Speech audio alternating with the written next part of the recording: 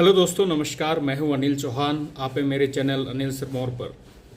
तो BTech B R dual degree जो का एडमिशन जोसा और सीसेप 2025 में जो लेना चाहता है उनके लिए क्या क्या जो है डॉक्यूमेंट की ज़रूरत पड़ती है उसके बारे में हम चर्चा करेंगे।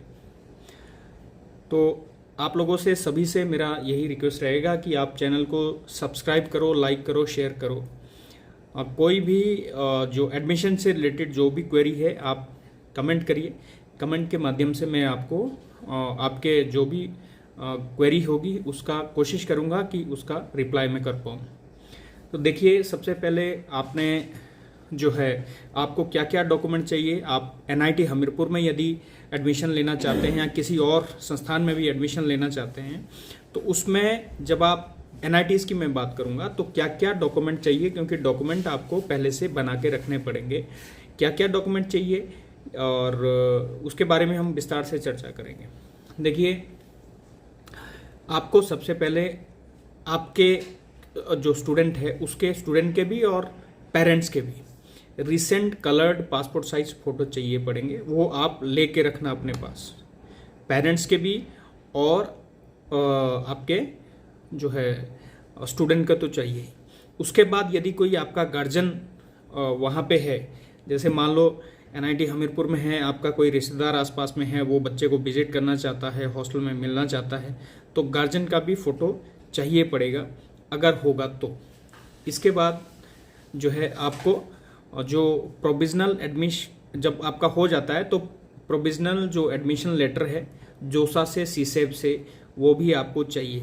ये तब का प्रोसेस मैं बता रहा हूँ जब आपका एडमिशन हो जाए, जब आप फिजिकल वेरिफिकेशन के लिए आएंगे और आपको फाइनल उसमें जो सॉफ्ट कॉपी के माध्यम से भी आपको जो ये सबमिट करना पड़ेगा। तो सारे डॉक्यूमेंट बात करेंगे जो आपके लेवल के डॉक्यूमेंट्स होंगे वो आप अभी से बनाने शुरू कर दीजिएगा। तो प्रोविजनल एडमिशन लेटर है वो भी चाहिए, जोसा से या सीसेप से जो मिलेगा। फिर है एडमिट कार्ड जेई मेन, ये भी आपको देना है। स्कोर कार्ड जेई मेन, ये भी आपको देना है।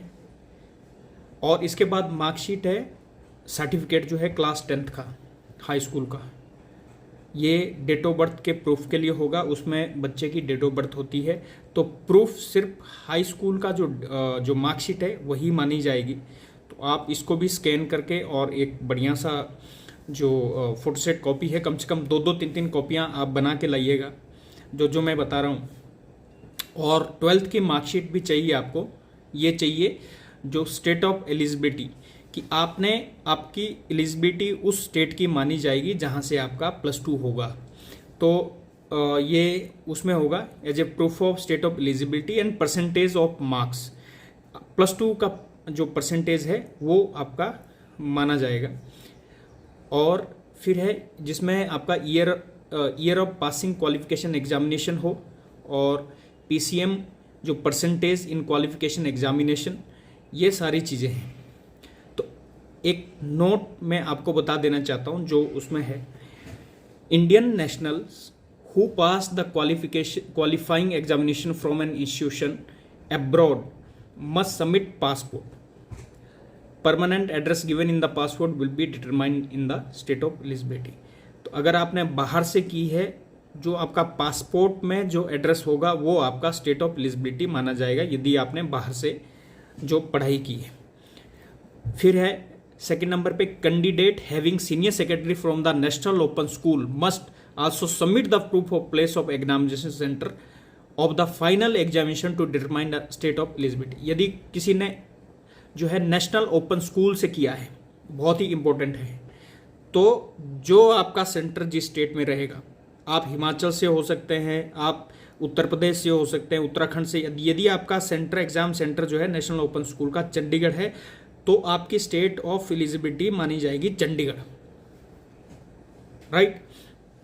इसके बाद है कंडक्ट और जो करेक्टर सर्टिफिकेट होगा, ये हेड ऑफ आपके लास्ट अटेंडेड इंस्टीट्यूट होगा जहां आपने सीनियर सेकेंडरी या +2 आपने की है, वो आपको करेक्टर सर्टिफिकेट भी देंगे, वो भी चाहिए। मेडिकल सर्टिफिकेट एज पर जोसा फॉर्मेट, तो जोसा फॉर्मेट में आपको, जब अभी फॉर्मेट नहीं डाला है, लेकिन जोसा जो है फॉर्मेट आपको देता है कि आपने इस फॉर्मेट में मेडिकल ऑफिसर से अपना मेडिकल सर्टिफिकेट बनाना है। Government issued photo ID proof, जैसे आधार कार्ड आपका चलेगा, आधार कार्ड चाहिए, और फिर है वैलिड कैटेगरी सर्टिफिकेट।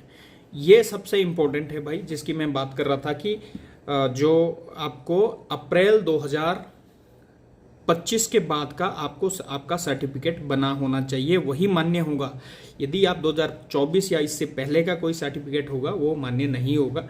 आप लोग तैयार हो जाइए और अपने सर्टिफिकेट जो है, यदि आपके पहले के, आप अप्रैल 2025 के बाद के आपके होने चाहिए। जैसे ओबीसी एनसीएल है, एससी है, एसटी है, तो ये जोसा के फॉर्मेट पे ही ये चाहिए।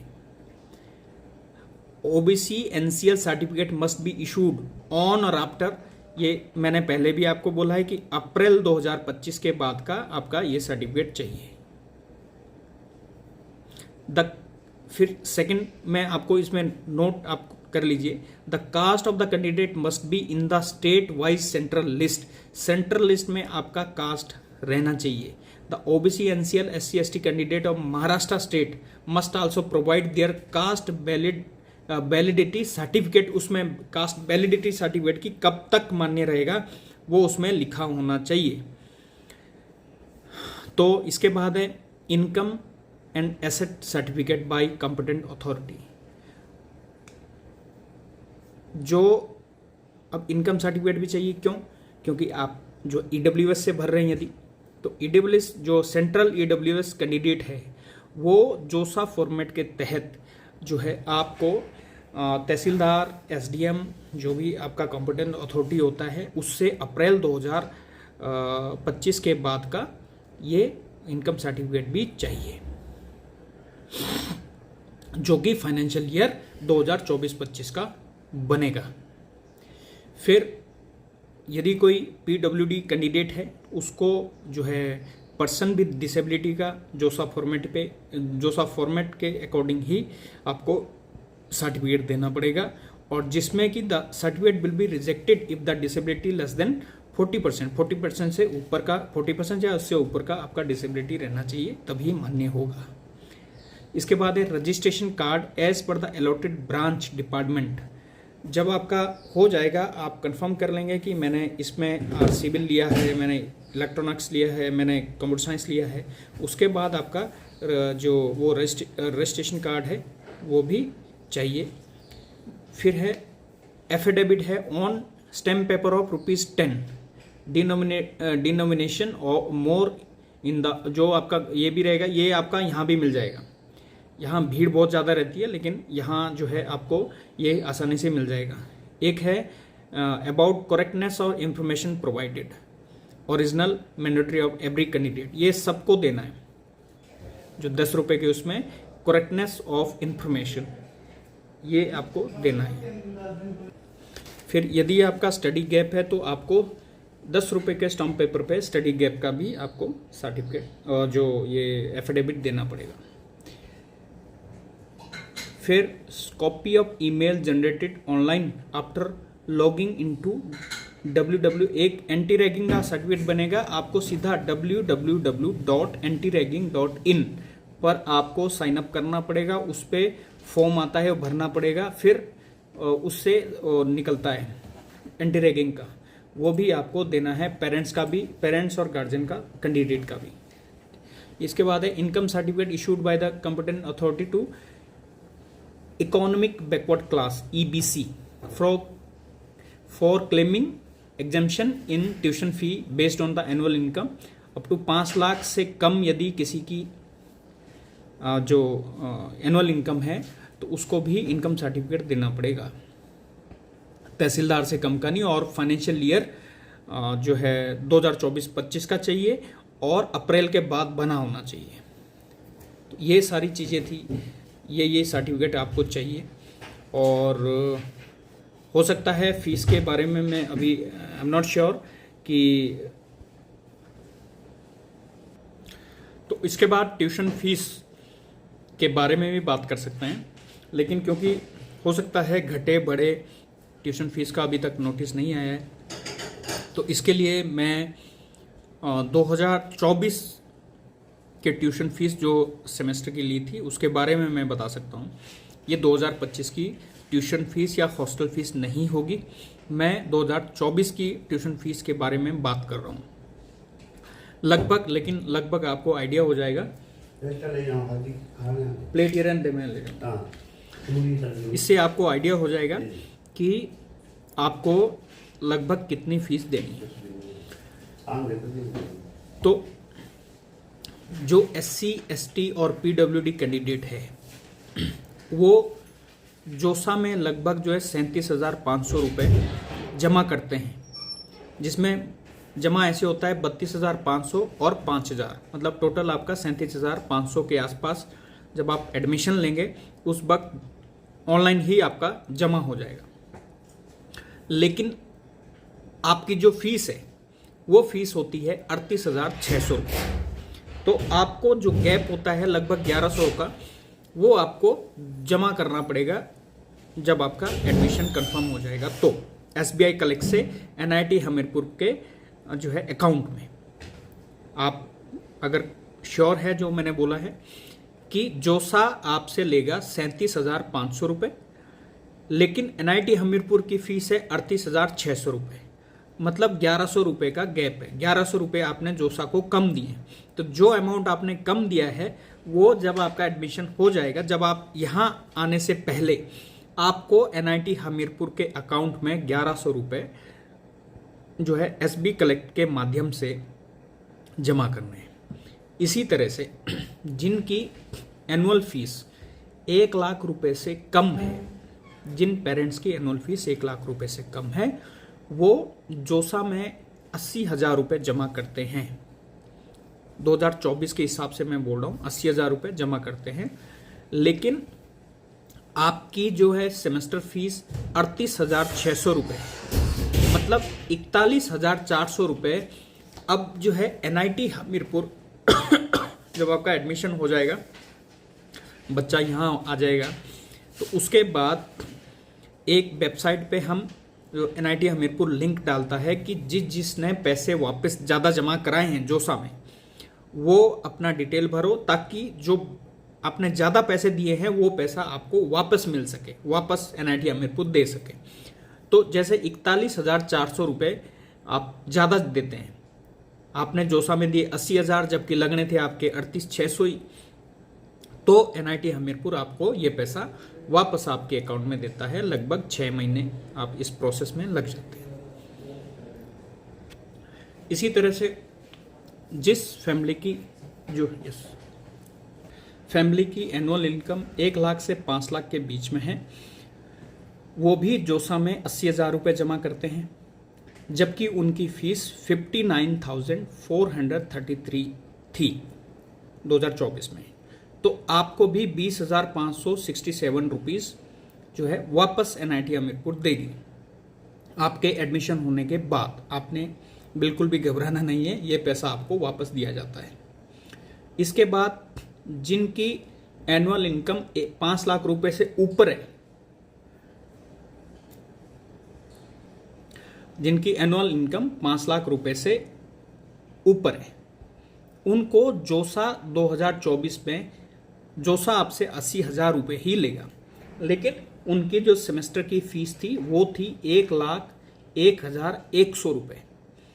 तो क्योंकि अमाउंट ज़्यादा है तो आपको 21,100 रुपये जब आप यहाँ पे आएंगे तो आपको SB कलेक्ट के माध्यम से NIT हमीरपुर में जमा करने हैं। तो ये तो मोटे मोटे डिटेल मैंने इसलिए बताई कि आपको थोड़ा सा आइडिया हो जाए कि आपको कितना पैसा का अरेंजमेंट करके रखना है अगर आप NIT हमीरपुर में एडमिशन लेना चाहते हैं, तो आपके कितने पैसे लग सकते हैं उसके बारे में। इसके अलावा सरसरे तौर पे मैं आपको हॉस्टल के फीस के बारे में भी बता देता हूँ कि कितनी हॉस्टल फ़ी आपको जो है at the time of admission आपको जमा करना है। तो उसका भी आपको साथ जब आप यहाँ आएंगे आपका एडमिशन हो जाएगा, फिजिकल डॉक्यूमेंट वेरिफिकेशन भी हो जाएगी। मतलब आप NIT हमीरपुर आएंगे तो उस वक्त ही आपको जो हॉस्टल की फ़ीस है, यदि आप हॉस्टल लेना चाहते हैं, चाहे बॉयज़ है गर्ल्स है, कोई कैटेगरी इसमें नहीं है, तो सभी को एक जैसी फ़ीस है। तो 40,000 रुपीज़ आपको जो हॉस्टल, जैसे यूजी फर्स्ट ईयर के लिए कैलाश बॉयज हॉस्टल है, और गर्ल्स यूजी फर्स्ट सेमेस्टर जो गर्ल्स है उसको अंबिका गर्ल्स हॉस्टल है। तो वहाँ पे आपको SBI कलेक्ट के माध्यम से आपको जो है फीस 40,000 रुपये देनी है। तो ये फीस आपकी हॉस्टल की है, और ये एक सेमेस्टर के लिए, जिसमें कि अगले सेमेस्टर में आपको 35,000 रुपये देने हैं। जो जनवरी 2026 समझो, जनवरी 2026 से जून तक के आपको 36,000 रुपये 35,000 रुपये और देने हैं। और ये 40,000 रुपये जो आप देते हैं, इसमें 10,000 रुपये हॉस्टल चार्जेस है, और जो आपको वापस रिफंड नहीं होते हैं, और 5,000 रुपये मैस सिक्योरिटी है, जो आपको जब आप पास आउट हो जाते हैं तो आपको वापस मिल जाती है। मतलब आपके खाने के जो पैसे हैं वो सिर्फ 25,000 रुपये हैं दिसंबर तक के, ये अप्रोक्सीमेट है। यदि 25,000 से ऊपर खर्चा आता है, आपको और पैसा देना है। यदि 25,000 में पैसा बच जाता है, तो हम दिसंबर में आपके पैसे को अगले सेमेस्टर की फ़ीस में एडजस्ट करते हैं खाने के। तो ये सारी चीज़ें हैं। और फिर भी आप कुछ इसके अलावा हम मेरे से पूछना चाहेंगे तो मैं डिटेल में जो दोबारा से जब आपकी फ़ीस स्ट्रक्चर आ जाएगा 2025 का जोसा की वेबसाइट से, तो मैं डिटेल में आपको बता भी दूंगा। और कुछ जानकारी और लेना चाहते हैं तो कमेंट के माध्यम से करिए, मैं आपको डिटेल में बता दूंगा। सब्सक्राइब ज़रूर करना है, क्योंकि अगली वीडियो जैसे ही आएगी तो ऑटोमेटिक आपको पहुंच जाएगी। Thank you very much.